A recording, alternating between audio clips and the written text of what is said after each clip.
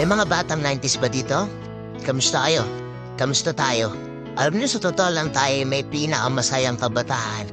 Tayo yung mga kabataan noon na napakababaw ng kaligayahan. Tayo yung mga batang batak sa arawan kahit napagalitan ng magulang okay lang basta maipaglaro sa mga kaibigan. Di natin alam kung ano yung teknolohiya. Di natin alam kung ano yung cellphone.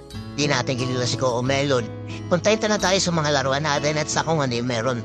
Tayo yung mga batang halos makompleto natin lahat ng laruan sa Jollibee at McDo. Bumibili tayo ng tig-pipisong laruan baka sakaling may laruan doon sa loob. Naalala nyo? Noong mga panahon, nadahanap pa tayo ng gagamba kung saan-saan. Nadahanap tayo ng mga sahan ng puno para maipaglaro ng baril-barilan. Kukuha tayo ng gulong sa tabi-tabi tapos pagugulumin lang natin kung saan-saan. Mabibwisit tayo kapag hindi tayo pinayagan ng magulang natin maipaglaro sa mga kaibigan natin sa ulanan. Tayo yata yung mga huling batch ng mga bata na nakikipaglaro pa ng tagu-taguan. Totoo lang, di ba? Real talk. Tayo yung mga simpleng batch ng mga bata. Tayo yung mga batang napakasimple lang ng kaligayahan. Pero yung mga batang yun ngayon nagsilakihan na. Nandito na tayo sa tunay na hamon ng buhay. Yung struggle natin ibang-iba.